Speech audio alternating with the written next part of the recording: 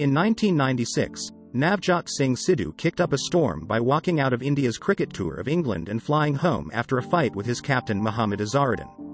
A former cricket board official wrote in a recent memoir that Mr. Sidhu, then one of India's established players, was apparently hurt over some swear words used by his captain in good humour. 2 years later, Mr. Sidhu allegedly hit a 65-year-old man in a dispute over parking in Patiala city in Punjab. The man later died in hospital. A court in 2006 found him guilty of manslaughter. He appealed and in 2018, the Supreme Court convicted him with a small fine for causing hurt, but acquitted him of manslaughter. A flamboyant and outspoken personality, Mr. Sidhu, 57, has incessantly courted attention and controversy.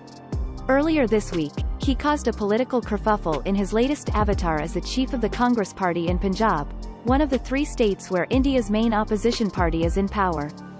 Barely 3 months after being chosen to lead the party and days after the departure of his main rival and former Chief Minister Captain Amrinder Singh, a doughty ex-soldier and a veteran politician, Mr. Sidhu handed in his resignation this week.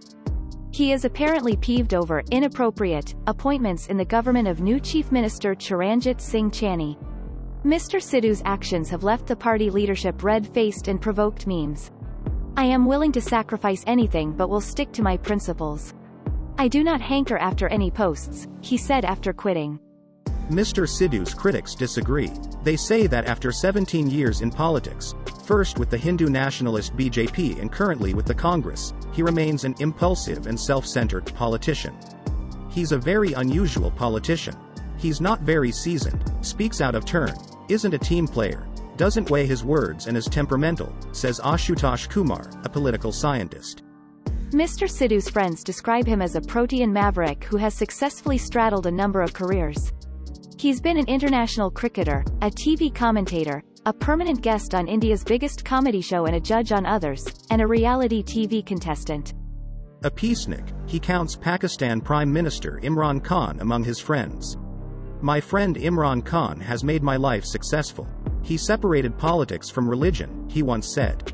Mr. Sidhu's cricket, say experts, reflected his many personalities. He was, at once, a dour batsman and a swashbuckling hitter of ball.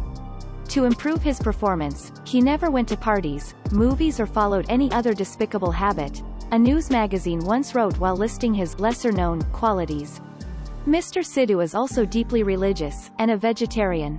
In his second career as a commentator, the ebullient Mr. Sidhu gained a cult following for his homegrown wisecracks, mauling the spoken word with a unique, entertaining concoction of mixed metaphors and garbled cliches, as writer Amit Varma described it.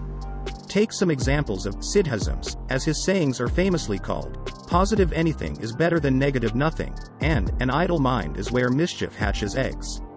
Then came a career as a sharply dressed guest in a laugh-loud popular comedy show where he wore bright turbans and color-coordinated suits. In 2019, he was fired from the show over his comments after a suicide attack killed more than 40 Indian soldiers in Indian-administered Kashmir. Mr. Sidhu's remark, that it was futile to blame Pakistan for the folly of a few individuals, was seen as unpatriotic and extensively criticized. Ayaz Memon, a cricket writer, says Mr. Sidhu turned to politics, using his popularity as player and commentator to profitable results as a vote catcher. He has a keen sense of the zeitgeist and draws crowds because of his colorful oratory. In 2004, he joined the BJP and won from the Amritsar seat in Punjab. In 2016, he quit after the party refused him a ticket. Next year, ahead of the state elections, he joined the Congress.